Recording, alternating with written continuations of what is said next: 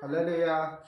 దేవునికి స్తోత్రం కలుగును గాక. ప్రియమైన దేవుని బిడ్డలారా, ఈ రోజుకి ఈ పరిశుద్ధమైన రోజు దేవాది దేవుడు మనకిచ్చిన ఈ సమయాన్ని బట్టి యోహాను సువార్త 5:1 మాటల్ని, బెతెస్దా అనే కోనేట్లో ఒక వ్యాధి గల వాని కోసము ఈరోజు వాక్యజానం.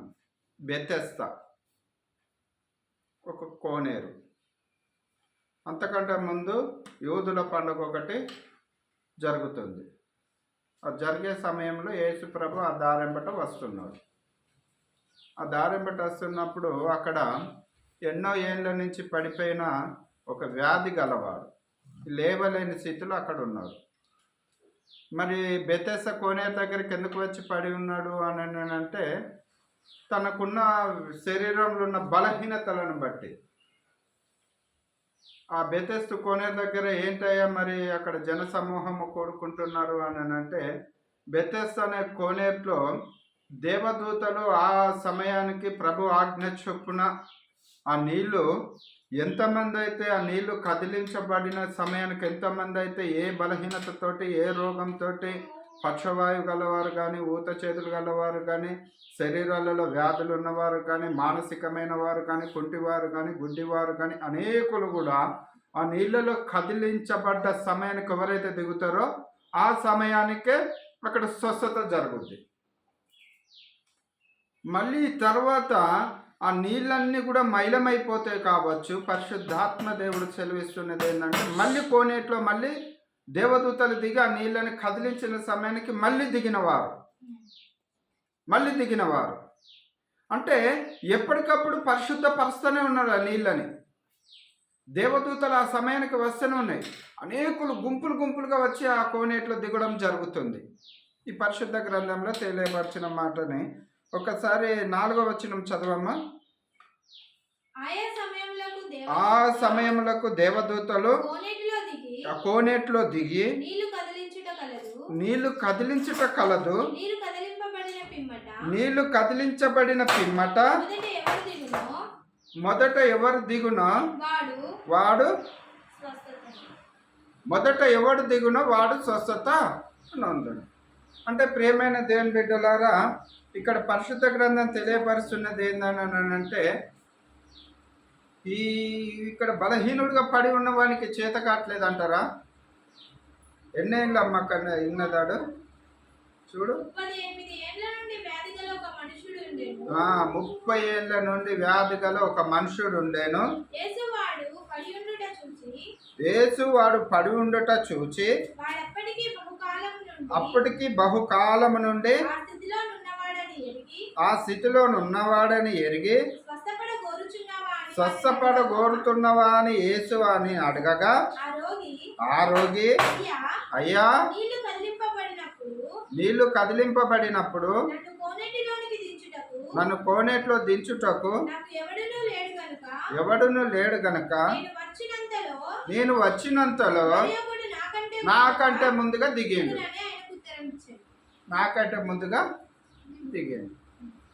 అంటే నాకంటే ముందుగా దిగినందుకు వీడు దిగలేకపోతున్నాడా, లేకుంటే బలహీనంగా అట్లనే ఉండిపోతున్నాడా?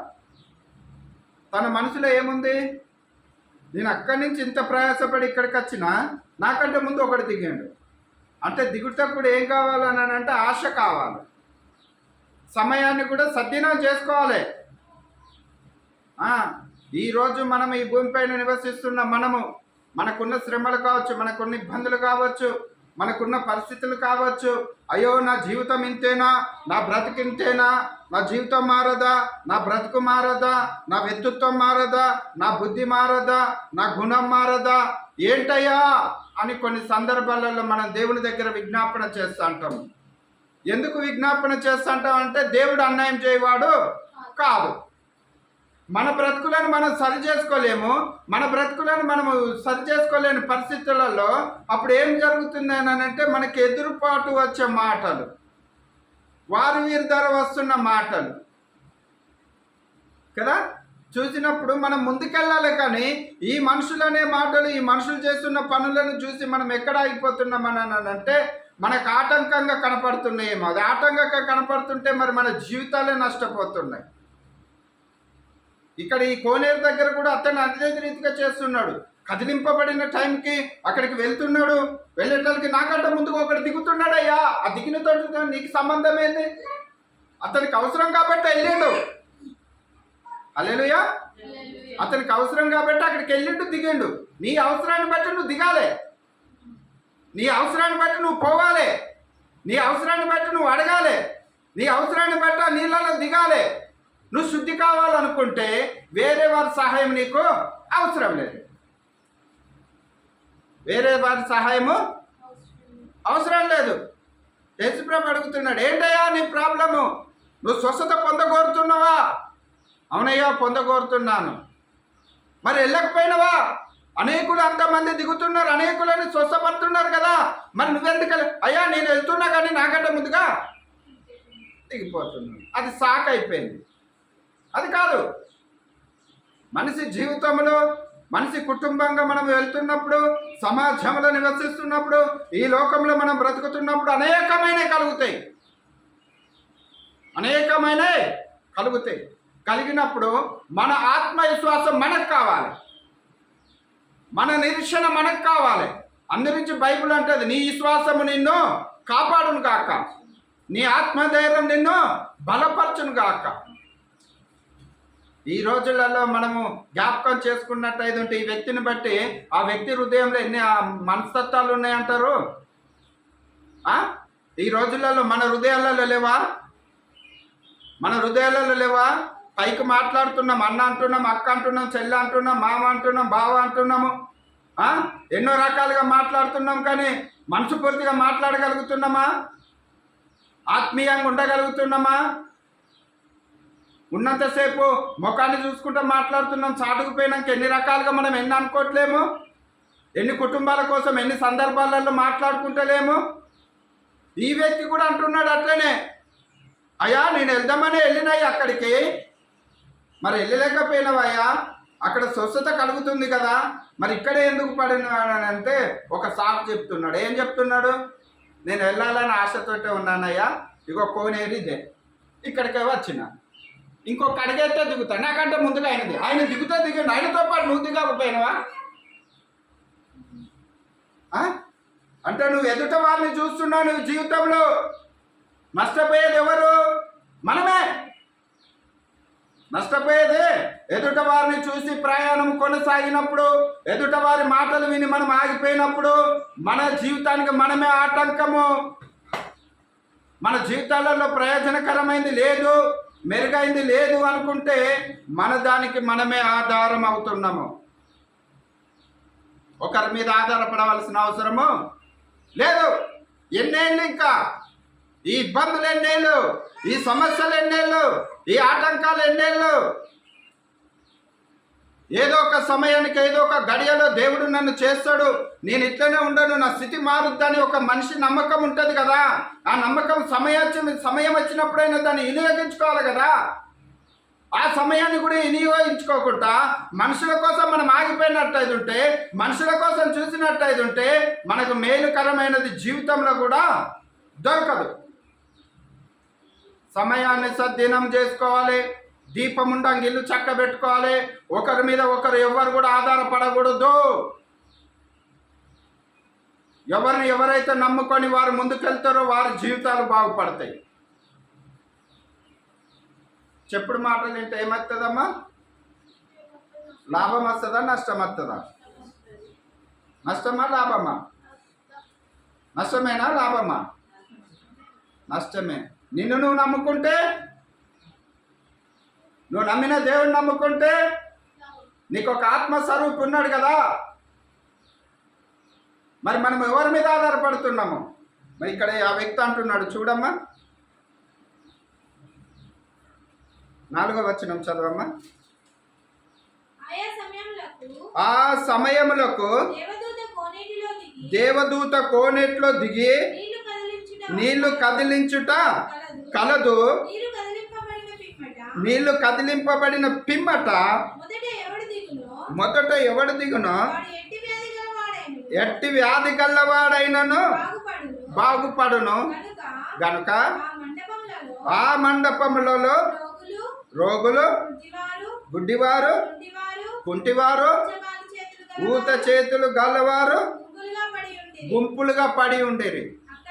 అక్కడ అక్కడ 38 ఏళ్ల 30 ఏళ్ళ 8 నుండి పడి ఉన్న ఒక రోగి గల ఒక మనుషుడు ఉండెను. మనిషి ఉన్నాడు.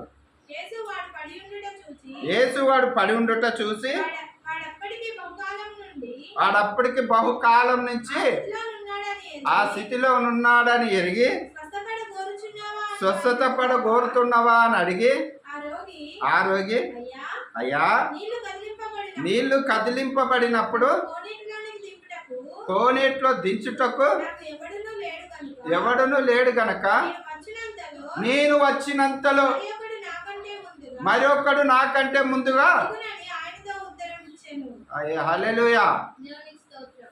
ప్రియమైన దేవుని బిడ్డలారా, ఈ రోజులలో నీ జీవిత ప్రయాణంలో, నా జీవిత ప్రయాణంలో ఇలాంటి మరి మన కుటుంబాలలో కావచ్చు, మన ప్రయాణాలలో కావచ్చు, మన సంసారం అనే ఈ నావలో మనం ప్రయాణం చేస్తున్నప్పుడు, ఈ భూమి మీద ఈ లోకంలో మనం జీవిస్తున్నప్పుడు మనకెన్నో రావచ్చు. వచ్చినాయన్ని మనవి కాదు, పోయినాయన్ని మనవి కూడా కావు. ఒక కీడు వెనుక మేలున్నదని అనుకోవచ్చు కదా.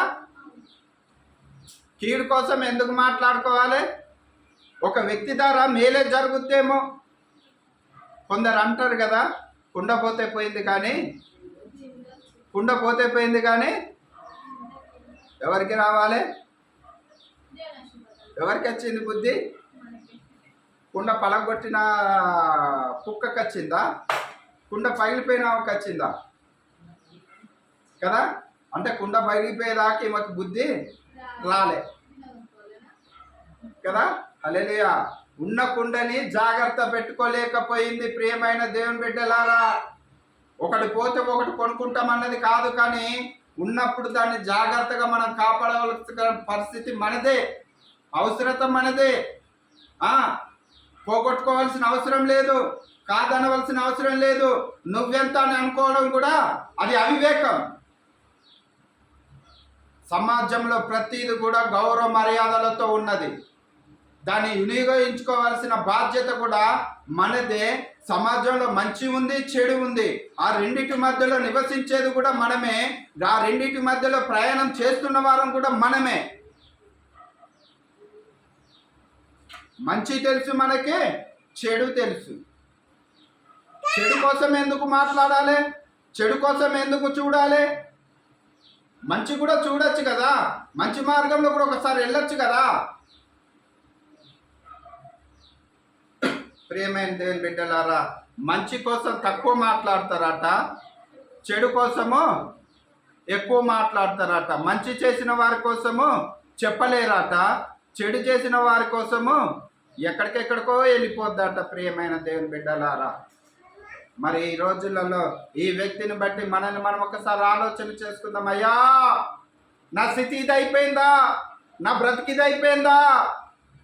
నేను ఎన్ని మార్లు వచ్చినా కూడా నేను కదలలేకపోతున్నాను, దీన స్థితిలో ఉన్నాను.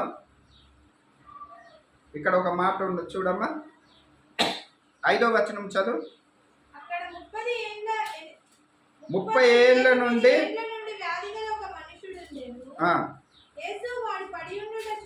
ఎవరు చూసిండ్రు? యేసు. మరి అక్కడ పడి ఉండుట యేసు చూసినప్పుడు యేసు కంటే ముందు చూసిన వారు లేరా? అంటే ఇక్కడ ప్రియమైన దేవుని బిడ్డలారా గమనించాలి. కోనేట్లో దిగిన వారు అందరూ వ్యాధి గల్లవారే కదా. వారు స్వస్థపడ్డాక వారు మిగతా వాళ్ళని ఏం చేయాలి? మేలు పొందిన వారు ఏం చేయాలి? లేవలేని వాడిని తీసుకెళ్ళాలి. మనసులో ఏముంది అని అంటే స్వార్థం. నేను బాగుపడ్డా, ఇక ఇంకొకరితో నాకు అనవసరం కదా. ఎంతో మంది మరి అక్కడ స్వస్థత పడ్డారు. బైబిల్ చూపిస్తుంది కదా, పరిశుద్ధ గ్రంథం తెలియపరుస్తుంది కదా. తెలియపరిచినప్పుడు అక్కడ నీకు మేలు జరిగినప్పుడు నీ తోటివాడు పడిపోయి ఉన్నాడు, నీలాంటి వాడే వ్యాధి గలవాడే లేవలేని స్థితిలో ఉన్నాడు. వారు కూడా ఎక్కడికి వచ్చిండ్రు? ఈ కోనేట్ల దిగుటకే వచ్చిండ్రు కదా. నువ్వు వారికంటే ముందు బాగుపడ్డావు కదా. మరి బాగుపడ్డాక నీ ఆయురారోగ్యాలతో ఉన్నాక, దేవుడు నిన్ను స్వస్థపరిచినాక, దేవుడు నీకు ఆయురారోగ్యాన్ని ఇచ్చినాక నువ్వు చేయవలసిన ఫస్ట్ పని ఏంది? వేరే వారికి మార్గము చూపించాలి. లేవలేని వాడిని తీసుకొచ్చి ఆ కోనేట్లో నూకేసినా పర్లేదు, దిక్కునే లేస్తాడు, ఆ వ్యాధి పోద్ది. అంటే అక్కడ అన్ని వేల మంది, అన్ని వందల మంది ఉన్నా కూడా ఒకరి పట్ల ఒకరికి జాలి, దయ, కనికరం అన్నది లేదు. ఈరోజు అవసరాన్ని బట్టే, ఈరోజు పరిస్థితిని బట్టే అంతే. తెల్లారితే రాజెవరు, రెడ్డి ఎవరు, నువ్వెవరు, నేనెవరు, నీ మార్గం ఏందో నా మార్గం ఏందో, నీ ఆలోచన ఏందో నా ఆలోచన ఏందో, ఒకరికొకరు సహాయ సహకారాలతో ఉన్నప్పుడే మన కుటుంబాలకి మనకి గౌరవ మర్యాదలకు ఉంటాయని పరిశుద్ధ గ్రంథం తెలియపరుస్తుంది. కానీ ఆఖరికి నీళ్ళని కదిలించేవాడే రావాల్సి వచ్చింది ఇక్కడ కదా. అంటే యేసుప్రభు ఆ స్థలంలోకి వచ్చినప్పుడు వీరు వెతుత్తాలేందో కనిపెట్టుటకు రావచ్చు బహుశా కోనేరు దగ్గరికి. ఈ స్వస్థత పొందిన వారు ఈ మిగతా వాళ్ళని కూడా తీసుకుపోయి ఆ సమయాలకి నీళ్లు కదిలించిన టైంకి వాళ్ళని దించుతారా, లేకుంటే ఎవరు స్వార్థపూర్వకంగా వాళ్ళు వెళ్ళిపోతారా కదా. ఇప్పుడు ఈ మార్గంలో వెళ్ళేటప్పుడు, ఈ మార్గంలో మనకు మేలు జరిగినప్పుడు మనం ఎదుట వారికి ఏం చెప్పాలి?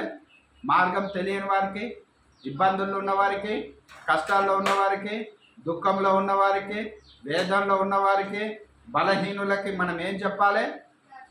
ఫలాని మార్గము కదా.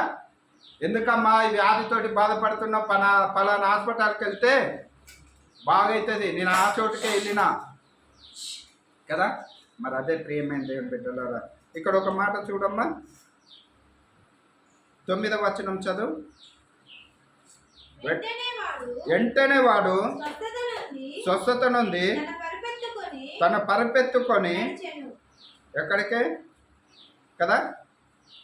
వెంటనే ఆ 7వ వచనంలో కూడా ఉన్నది చూడు. 7వ వచనంలో ఆ రోగి అయ్యా నీళ్లు కదిలింపబడినప్పుడు నన్ను కోనేట్లో దించుటకు ఎవడును లేడు గనక నేను వచ్చినంతలో.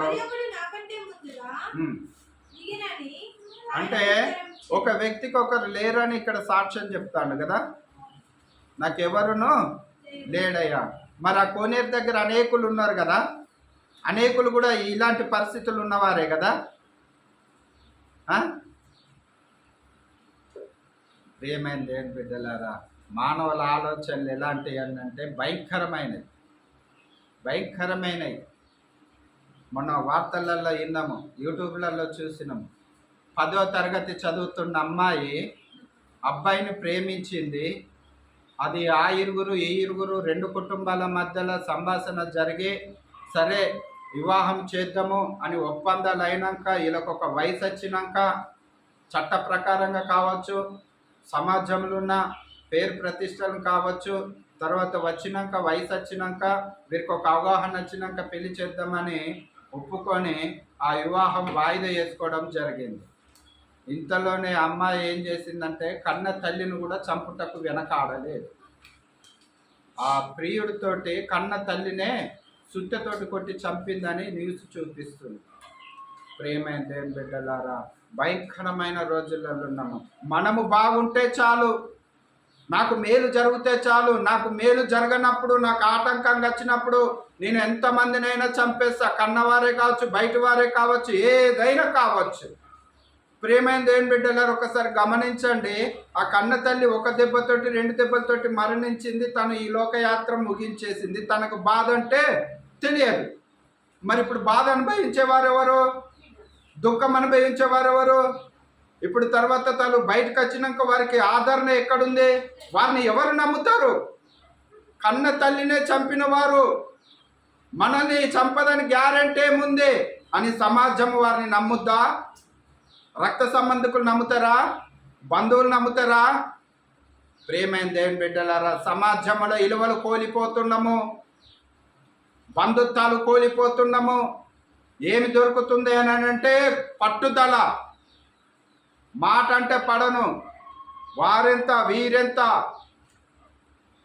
ఎవరి కుటుంబం వారే కట్టుకోవాలి, ఎవరి కుటుంబం వారే సరి చేసుకోవాలి, ఎవరు రావాల్సిన అవసరం లేదు. ఇక్కడ 9వ వచనంలో చూడమ్మా, 8వ వచనం చదివినా పర్లేదు. యేసు నువ్వు లేచి నీ పరుపెత్తుకొని వెళ్ళమని వాడితో చెప్పిండు. హల్లెలూయా. ఈ రోజు నువ్వు ఏ స్థితిలో పడున్నావో, ఏ దీన స్థితిలో ఉన్నావో, ఎవరు నాకు లేరనుకుంటున్నావేమో, నీ ఇల్లు నువ్వు చక్కబెట్టుకో. వెళ్ళి నీ ఇల్లు నువ్వు చక్కబెట్టుకో. ఎవరు సలహా అవసరం లేదు, ఎవరు తోడు అవసరం లేదు, ఎవరి మీద ఆధారపడవలసిన అవసరం కూడా లేదు. ప్రభు తోటి చెప్తున్నాడు, అయ్యా నాకెవరు లేరయ్యా, ఎవరు లేరని నువ్వు ఎందుకు అనుకుంటున్నావు? నువ్వు నన్ను సహాయం అడిగినావు కదా, సహాయం ఇచ్చివాడను నేనే, మాట ఇచ్చివాడను నువ్వే. నా మాట నువ్వు ఆలకించే కృప నీ కాడుంటే, నా మాటను ఆలకించి నువ్వు నడిచే జ్ఞానము నీ కాడుంటే, నీ ఇల్లును నువ్వు చక్కబెట్టుకుంటావు, నీ ఆరోగ్యాన్ని నువ్వు చక్కబెట్టుకుంటావు. నూతనమైన మార్గం మళ్ళీ నీకు కట్టబోతున్నాను. ప్రియమైన దేవుని బిడ్డలారు ఇక్కడ అంటున్నాడు, లేచి పరిపెత్తుకొని వెళ్ళు. ఈ లోకంలో నిన్ను ఎవరైతే దూషించిండ్రో, ఎవరైతే అవమానపరిచిండ్రో, రోగి అని కుష్ఠరోగి అని నిన్ను అవమానపరిచిండో, వారి ముందు నువ్వు నిలకడగా నిలబడు. ధైర్యంగా బ్రతుకుపోయి పరిపెత్తుకొని వెళ్ళిపోతాడు. ఏమ్మా లేవలేనోడు 30 ఏళ్ళ నుంచి పాడున్నాడు పరిపెత్తుకొని పోవడం ఏంటి? దేనికైనా ఏం కావాలంట, సమయం వచ్చినప్పుడు దాన్ని వినియోగించుకోవాలి. వినియోగించుకోలేదనుకో, మాట పోయినాక మాట తిరిగి రాదు. అది ఎలాంటి పరిస్థితి ఉంటుందంటే, మాట పోయినాక మాట తిరిగి రాదు అనే మాట. వర్షంలో దీపం వెలిగించగలుగుతామా? జీవితాలు కూడా అలాంటి. ప్రియమైన దేవుని బిడ్డలారా, ఆరిపోయే దాన్ని వెలిగించుకోవాలనుకోవడం పొరపాటు. వెలుగుగా గాలి తుఫాను లేనప్పుడు, ఆ చిన్న తుఫానులోనే మనము వర్షము రాకముందే ఆ ఇల్లు కట్టుకోవాల్సిన బాధ్యత మనదే. మనల్ని మనం సరి చేసుకోవాల్సిన బాధ్యత మనదే. ఎవరో వచ్చి చేస్తారన్నది అవివేకము. ఎవరి కోసమో చూడవలసిన అవసరం లేదు. ఇక్కడ చూడమ్మా, 10వ వచనం చదువు. ఆ దినమందు విశ్రాంతి దినము గనక యూదులు ఇది విశ్రాంతి దినము కదా, నీ పరిపెత్తుకొని తగదే అని స్వస్థత నొందిన వానితో చెప్పాను. అందుకు వాడు, నన్ను స్వస్థపరిచిన వాడు ఈ పరిపెత్తుకొని నడవమని నాతో చెప్పాను. హల్లెలూయా. ఇక్కడ ఎవరమ్మా ఆటంకపరుస్తున్నారు? మనుషులు కాదా? కొందరు వచ్చి అతనితో అంటున్నారు, ఈరోజు విశ్రాంతి దినము, ఈరోజు స్వస్థపడుటకు లేదు, నువ్వు పరిపెత్తుకొని పోవటకు లేదు, నీకు అర్హత లేదు, కూర్చో, అట్లనే భిక్షం అడుక్కో, అట్లనే దీనస్థితిలో బతుకో, నీ దరిద్ర బతుకు అంతే అని వారు ఆటంకపరుస్తున్నారు. ఆయన ఏమంటున్నాడు, అయ్యా నాతో చెప్పిన వాడు ఈ పరిపెత్తుకొని నువ్వు నడవమని చెప్పిండు అయ్యా, నేను ఈ పరిపెత్తుకొని వెళ్తాను. నీకంటే ఆటంకం? నువ్వు నాకు ఇన్ని సంవత్సరాల నుంచి ఏ ఆదరణ చేయలేదు కదా. మనకి ఆదరణ చేయని వారే దెప్పి పొడుస్తారు, నీకు సపోర్ట్ చేయని వారే దెప్పి పొడుస్తారు. వారే మళ్ళీ నీ స్థితిగతులని పొడుస్తారు, చూపిస్తా అంటారు, లోపాలు చూపిస్తా అంటారు. దేవుడు ఏమంటాడు? ఒకటే మాట అన్నాడు, నీ పరిపెత్తుకొని నువ్వు వెళ్ళయ్యా. అక్కడ ఉన్న వారందరూ అంటారు, యూదులతో సహా, ఈరోజు నువ్వు స్వస్థత ఎందుకు పొందినావు? ఈరోజు నువ్వు ఎందుకు మంచి మార్గంలో ఉన్నావు? ఇటెందుకు వెళ్ళినావు, అటెందుకు వెళ్ళినావు, ఈ పరుపు ఎందుకు ఎత్తుకొని వెళ్ళినావు కదా. కింద వచనం చూడమ్మా.